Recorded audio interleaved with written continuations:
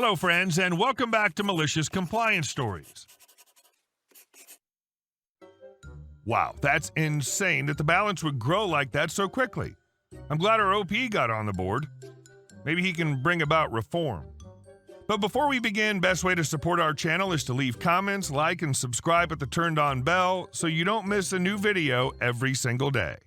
Here we go. Entitled neighbor thinks she has the right to use my parking spaces.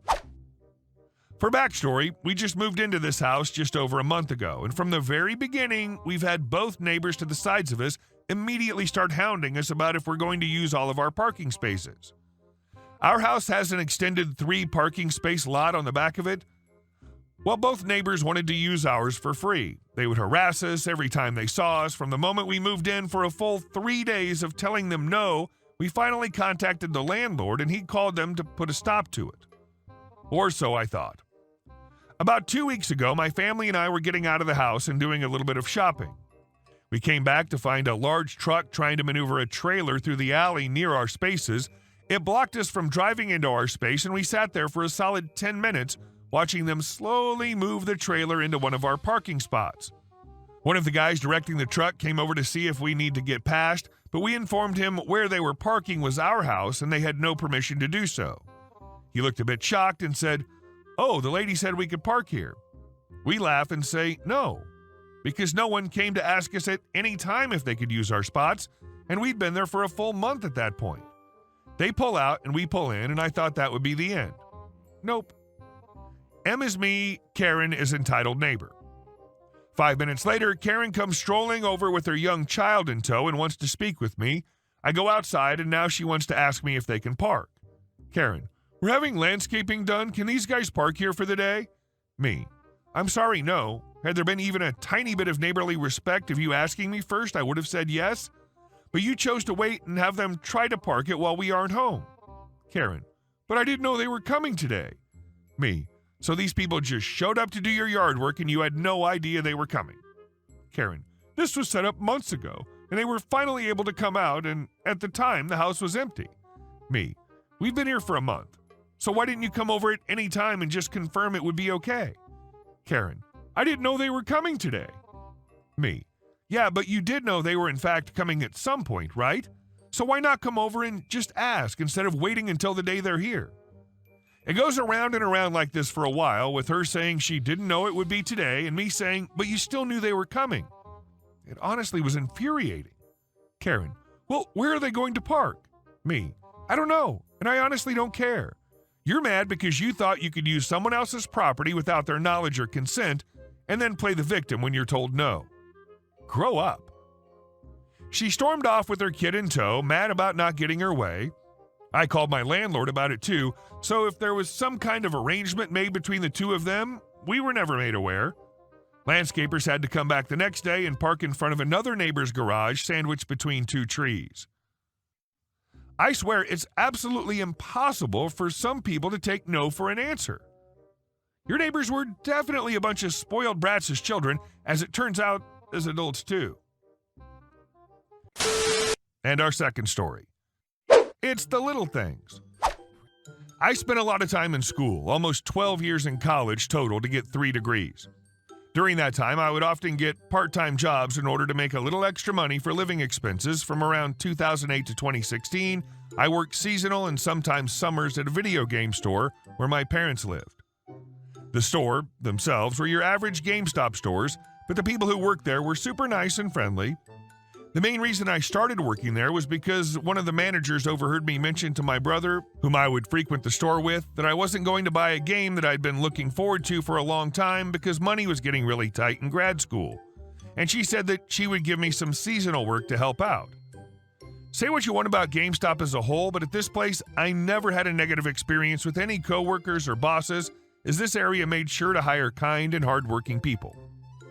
Which is why when I would see customers treat them like crap, it would really upset me. I can't remember exactly when in my tenure of being a regular part-time seasonal worker this particular incident happened, but I do know it was at a time when I was working a shift with my manager and 2 other full-time workers, meaning that I was the only male employee working that day. I was restocking and reorganizing the shelves when I overheard a typical kind of incident. A group of boys, I think there were 4 of them, maybe around 12 to 13 years old, who were trying to buy an M-rated game. I think it was some form of Grand Theft Auto, which one of the full-timers and the manager politely explained they were not allowed to sell mature-rated games without seeing a valid state-issued ID that proved the buyer was over 17 years of age. Despite the pleading and the "come on, be cool" remarks, my coworkers stood their ground and refused the sale. The boys eventually relented, but they didn't actually leave the store. Instead, they started having a loud conversation among themselves, calling my coworkers B-words and C-words, among other horrible things. Now, I was a teenage boy once, and I was aware of what they were doing. They were doing that thing where they try to one-up each other on how tough they could be by using the naughty words. I didn't like it when I was a kid, and I certainly wasn't enjoying this display now.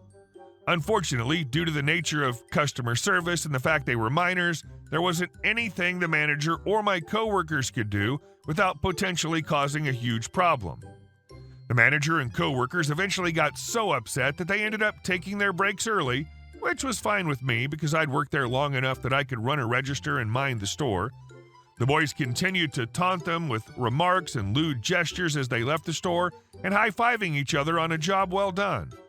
By that point, I could feel my face becoming red with anger. And then a woman came into the store, and she turned out to be the mom of one of the kids. I felt myself get a Grinch-like smile. I approached the mother and engaged in some polite introductory pleasantries. She turned out to be really nice. I'm sorry to bring this to your attention, but did you know that your son and his friends tried to buy an M-rated game? The boys immediately stopped talking to each other. No, I didn't. The mom looked at one of the boys with a disapproving look. You know you're not supposed to play those games. We're going to have a long talk about this when we get home. I'm afraid that's not all, I said. I saw the boys' eyes get wider as they realized what was about to happen. I then laid out in excruciating detail every vile thing that they had said, every horrible name they'd call my coworkers, no censoring, and how they congratulated each other after they left for an impromptu break. The longer I went on, the more visibly angry the mother got, which made the boys more visibly tense. I'm very sorry that my son and his friends acted that way, said the mother in clipped words. She then turned to the boys and started laying into them. She was furious. She ordered them all to follow her to the parking lot, and they were all leaving. In addition, she was going to have to talk to all of their parents about this disgusting behavior, while loudly proclaiming to her son he was grounded for the foreseeable future.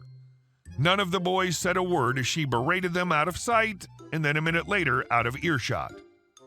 About 30 minutes later, my coworkers came back and were delighted that the boys had left and missed seeing or hearing the mother yelling at the group. I told them that the boys left, but my manager, who'd known me for a couple of years, could tell I was being coy about the situation. I assured her that I did nothing against company policy, but that those boys would not be back for a long time. She seemed to accept that answer, and we went on with our workday. I didn't want to parade around the situation as a "look what I did for you" sort of thing, because I was sure that any one of them would have done the same thing I did if they happened to be around. I never did see any of those boys come back to the store again. It's the little things, you know? Great job on the mother to not defend her kids with the typical "not my kids" bullcrap I've seen many times. And our next story. Spoiled brat gets bit on the butt. I was working for a small logging business. The owner's son was in charge of everything. He was a very careless kid with no restraint. He knew his dad and mom would bail him out or fix what he damaged. I drove a new car to work one day because I was going to my sister's after work. It was the opposite way from our commute. A flatbed truck was coming to our site to pick up a piece of equipment but couldn't find the site. Boss Jr. wanted to use my car to chase down the truck. I told him no. He had a very bad habit of wrecking all the vehicles, so on Monday I showed up for work but was fired on the spot for leaving early Friday.